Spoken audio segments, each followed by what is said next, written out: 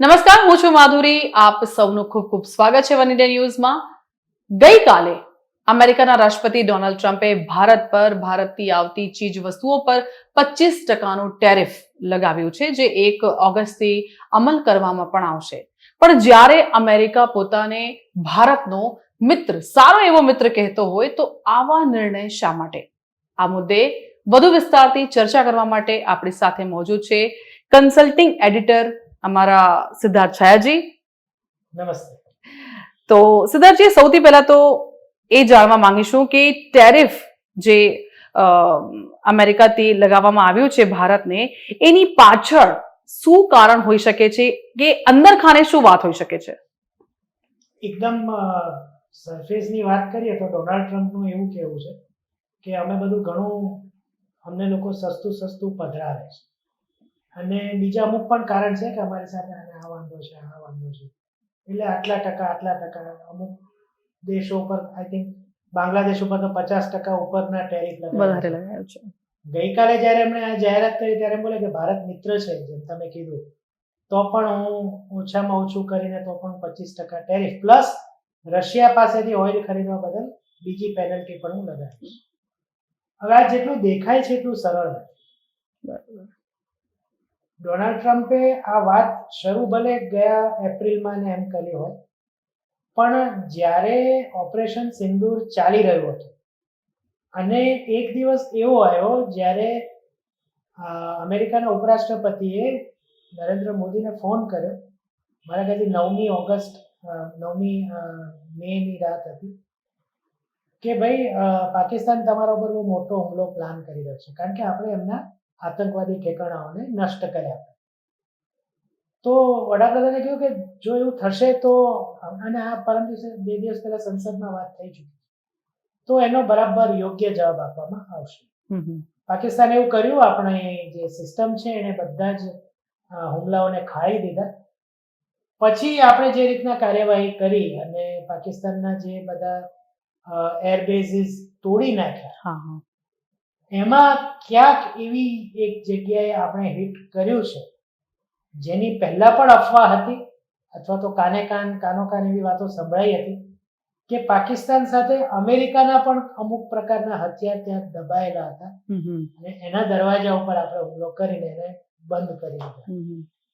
હવે ત્યારથી તમે જુઓ તો વાજુ ફર્યું છે ટ્રમ્પ. એમણે જાતે, હજી તો ભારતે કીધું હતું કે ભાઈ જો આ બંધ કરવું હોય તો ડીજીએમઓ અમને કોલ કરશે, તો એ વસ્તુ નક્કી થઈ કે આજે ડીજીએમઓ કોલ કરશે. તો ડીજીએમઓ નો કોલ આવ્યો, હજી ભારત સરકાર કઈ એનું નિવેદન તૈયાર કરે એ પહેલા ડોનાલ્ડ ટ્રમ્પે ટ્વીટ કરીને કહી દીધું કે મેં આ બધું બંધ કરાવ્યું છે. ધેટ મીન્સ કે ટ્રમ્પને આ વસ્તુ ગમી નથી, કોઈને પણ ન ગમે કે મારા હથિયાર ઉપર હુમલો થયો છે, તો હવે હું ભારતને નીચા જોડું કરા. એટલે એમણે આ એક રાગ આલાપવાનો શરૂ કર્યો કે મેં બંધ કરાયું. અને અત્યાર સુધીમાં 30 વખત કહી ચૂક્યા છે, પણ ભારત ઝૂક્યું નહીં. અને તો ક્યાંક એનો રોષ અમેરિકામાં છે. અમેરિકામાં નહીં, હવે આ અમેરિકન સરકારના પણ કેટલા લોકો આમાં સહમત છે કે નહીં, ટ્રમ્પને કોણ આવી સલાહ આપે છે એ પણ, કે પછી પોતાની રીતના ચાલી રહ્યા છે. બરાબર. કોઈક એક જગ્યાએ એમનો ઈગો હર્ટ થયો છે, અને એને કારણે આ બધું થયું.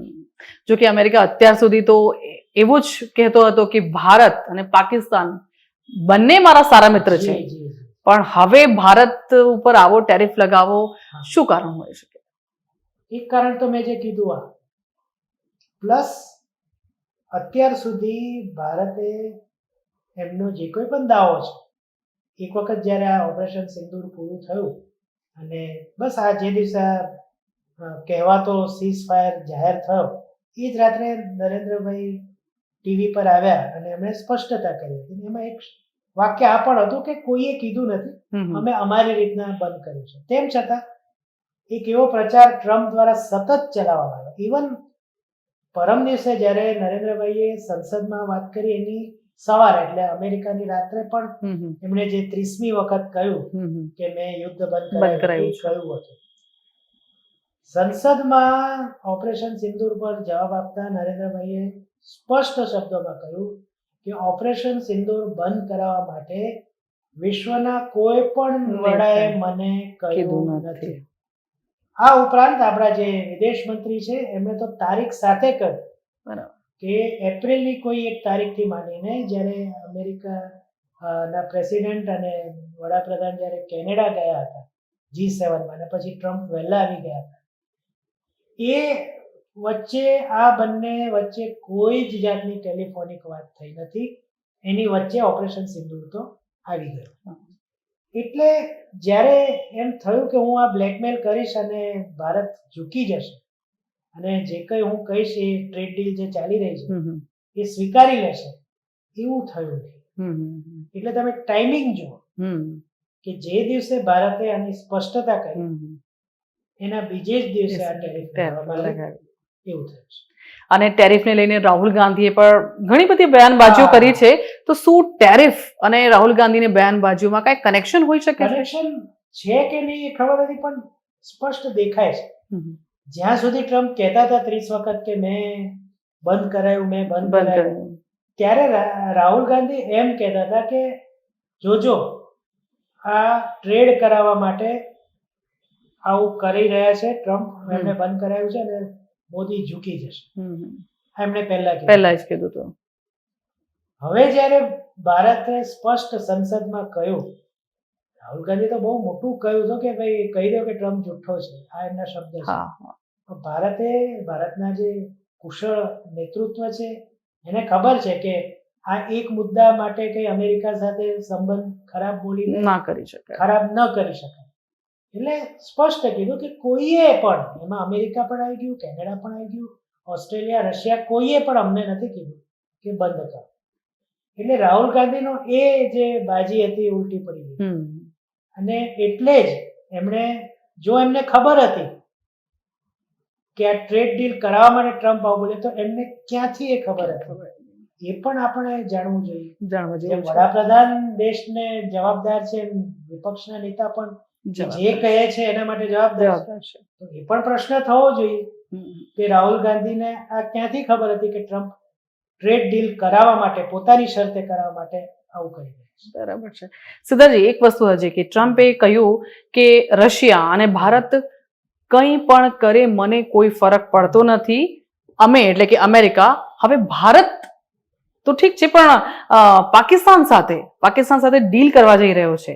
અને મજાકમાં તો એમને એ પણ કહી દીધું હતું કે કદાચ એક સમય એવો બી આવશે કે ભારત પાકિસ્તાન પાસે તેલ ખરીદશે.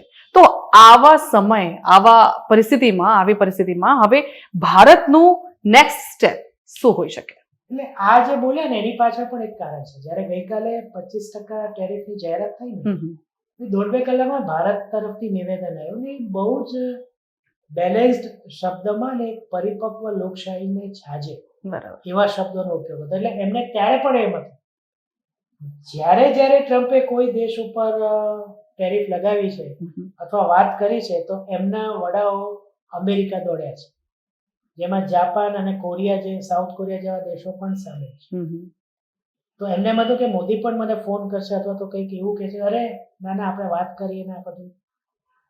તો એ ફ્રસ્ટ્રેશન કે ભાઈ 12 કલાક વીત્યા પછી પણ ભારતનો એક સમતોલ જવાબ ટ્રમ્પને આપવામાં આવ્યો અથવા તો અમેરિકા, એટલે જે પેલું ફ્રસ્ટ્રેશનની જે મેં વાત કરી શરૂઆતમાં, એ વધી ગઈ. તમે એમના શબ્દો જુઓ, આ કોઈ અમેરિકાના રાષ્ટ્રપતિને શોભે એવા છે કે ભારત અને રશિયાનું જે થાય મને કોઈ પડી નથી. બીજું એમણે એમ પણ ઉમેર્યું કે આ બંને ડેડ ઇકોનોમી, એટલે કે બહુ મોટી વસ્તુ છે, અર્થવ્યવસ્થા એની જાતે મરી પડશે, આવું એમણે કહ્યું.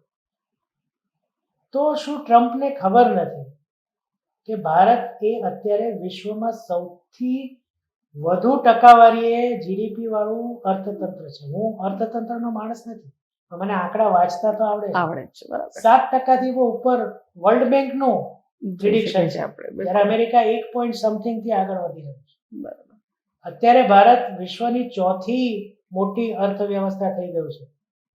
કોંગ્રેસના સમયમાં, જે અત્યારે રાહુલ ગાંધી હમણાં કલાક 2 કલાક પહેલા કહ્યું કે ટ્રમ્પની વાત સાચી છે કે ભારત ડેડ ઇકોનોમી છે, પણ એમના સમયમાં ભારત ફ્રેજાઇલ 5 માં આવતો હતો કે ગમે ત્યારે તૂટી પડે એવા 5 અર્થતંત્રમાં ભારત હતો. એના ઉપર નહીં, એના પરથી ભારત ચોથા નંબરની શક્તિશાળી આર્થિક વ્યવસ્થા બની.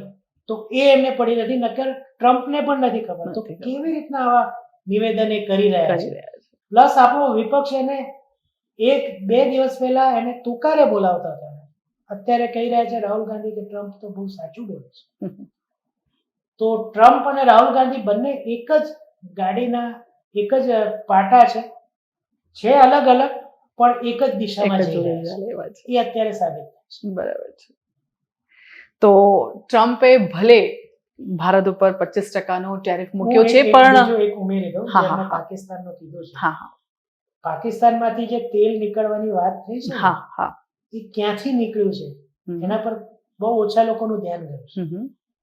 આપણે એક વિડીયો એક વખત કરેલો હતો, બલુચિસ્તાનનું મહત્વ શું છે પાકિસ્તાન. હા પાકિસ્તાનમાંથી જેટલો નેચરલ ગેસ અને ઓઇલ નીકળે છે બલુચિસ્તાનમાંથી નીકળે છે. હા, પ્રાકૃતિક સંસાધનો હા. ખૂબ જ છે ત્યાં. તો બલુચિસ્તાનની પોઝિશન શું છે અત્યારે, શું એ ટ્રમ્પને નથી ખબર? એટલે બહુ હજી તો આ કહેવાય ને, હજી તો આ પહેલો ખેલ હા, ચાલુ શરૂઆત થયો છે, હજી તો રમતની પહેલો શરૂઆત show જ છે. હજી બીજા 2-4 શો આ હા. નાટકના આવશે. તો ભલે ભારત ઉપર 25%નો ટેરિફ મૂકવામાં આવ્યો છે, પણ હજુ વાતચીતનો દોર તો ચાલુ જ છે અને ઉમ્મીદ કરીએ છીએ કે કોઈક સારો એવો નિર્ણય ભારત અને અમેરિકા વચ્ચે આવે, પણ જોવાનું રહેશે કે આ મુદ્દો ક્યાં જઈને ઉભો રહે છે. ફિલહાલ આજની ચર્ચામાં આટલું જ. નમસ્કાર.